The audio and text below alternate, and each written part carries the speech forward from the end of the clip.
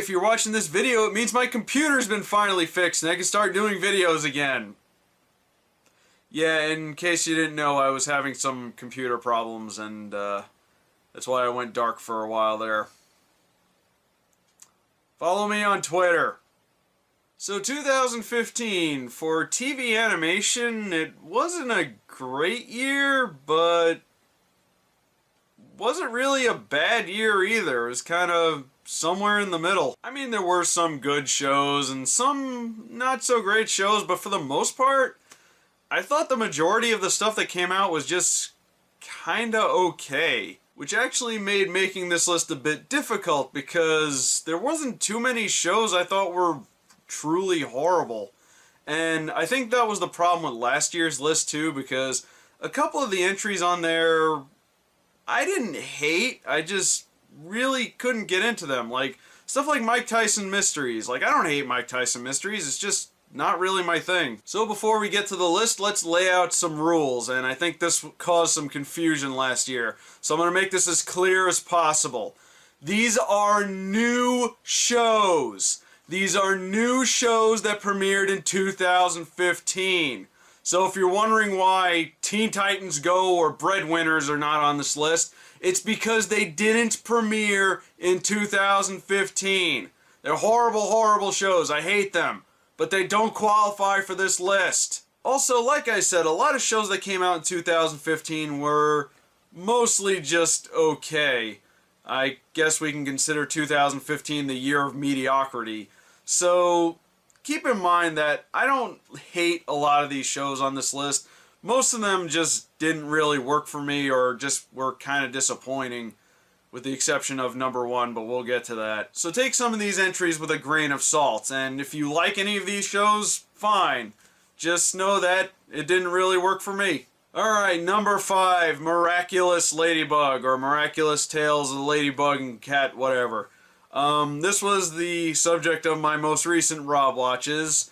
I don't really have a whole lot more to say about this one. I did watch another episode of it, and episode 4 did get a little bit creative, but unfortunately it was still more of the same problems I had with all the other episodes. I guess the one thing I didn't really talk about was the lip dubbing. Now, this is a CGI show that was originally dubbed in another language. And when you try to dub CGI, it never really comes out perfect. Not really their fault. There's really not a whole lot you can do about it unless you want to go back in and reanimate all the lip movements, but that's time and effort that I guess nobody wanted to put into this show. And I'm still not over the fact that this show had no origin story. What kind of a superhero show doesn't have an origin story? That's the best part of any superhero story. So the sad thing is, this show actually had a lot of potential that it just couldn't live up to. May not be the worst thing that came out in 2015, but it might be the most disappointing. Number 4, the Redonkulous race. Now, I think a lot of people are going to think I'm breaking a rule with this one because I said this is about new shows that came out in 2015, and Total Drama has been around for a while. But I should let you know that when I make a list like this, I go by the Wikipedia entry for animated series that come out year by year, and this had its own entry for 2015, so I'm counting it. Now I should mention that I actually kind of like Total Drama, or at least the first season anyway. I think the first season was by far the best because it had really likable characters. Even the bad characters were very likable in their own way. Maybe there was more restrictions put on, or maybe they were still kind of experimenting with things and they didn't really want to go too far with it, but I thought the first season was pretty good. But then they just kept making them, and they just recycled the same old ideas over and over. And I think that's the problem with Total Drama. It worked for a while, but then it got way too repetitive, and it just kept getting harder and harder to care about it again. Like, with the first season, I actually cared to see who was gonna win, but I could care less about any of the other seasons, to be honest. Also, why the hell did they get rid of Chris as the host? He was the best thing about that entire series. And I guess that's really all I have to say about this one. I just couldn't get invested in it. Wasn't redonkulous enough. Number 3, Alvin and the Chipmunks. And thankfully my dog is not here, so I didn't scare him. And here's a show I care even less about, and honestly, I never really cared that much about Alvin and the Chipmunks in the first place. Like I said in my Rob Watches, it's a concept that's going to be inherently dated. Yeah, it'll keep coming back, but it's going to end up leaving as fast as it came. Also, this show was just lazy. I mean, the fact that they took the theme song from the 80s show, they didn't even remix it or re-sing it or anything. They took the audio from the intro of the original 80s cartoon. And can we please stop with the realistic looking Chipmunks design?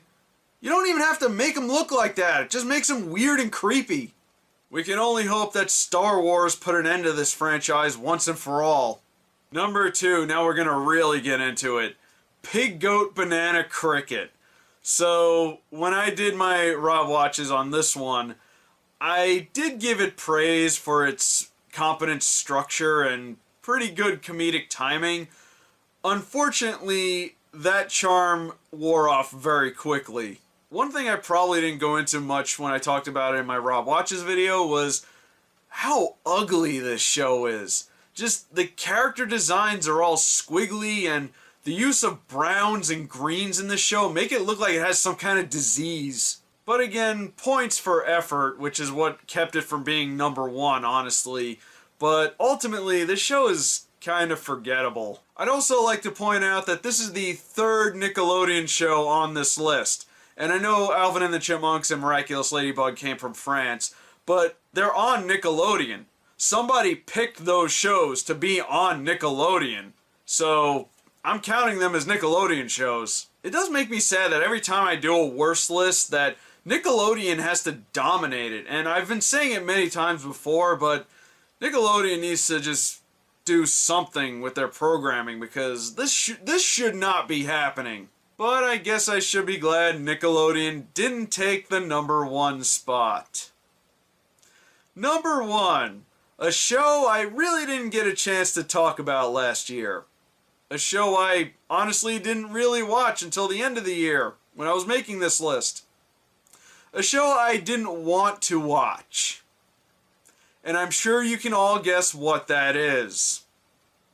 Pickle and Peanut.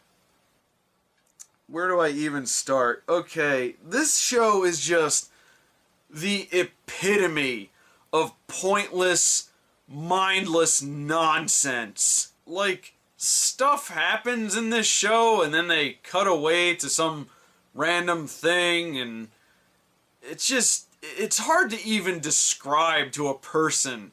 It's just dumb. It's really, really dumb. Honestly, though, it doesn't really bother me as much as it does with a lot of other people, because I've heard nothing but people complaining about it. It's bad. It's very bad, don't get me wrong, but it's not worse than a lot of the other bad shows I've seen over the years. Last year's number 1, Mr. Pickles. I think Mr. Pickles is way worse than this. And I actually did find one thing I kind of like about it. Champion Horse. The show should have just been about him. But just the sheer pointlessness and lack of effort and just the intelligence level of this. This show is so bad that I keep forgetting this is on Disney. This is a Disney show. Disney! Disney who did Gravity Falls. Disney who did Phineas and Ferb and brought us all those great Disney afternoon cartoons in the 90s. They made this! The show is like Disney's answer to Breadwinners, with the intelligence level of Raving Rabbids. And it beats the pants off of any of the bad Nickelodeon shows that came out in 2015. So congratulations, Disney! You've out-Nickelodeoned Nickelodeon. I hope it was worth it. So those are the 5 worst cartoons of 2015. Leave a comment below and let me know what your least favorite show of 2015 is. And join me next time when we look at the best of 2015. And not to spoil anything, but let's just say there might yet be hope for Nickelodeon.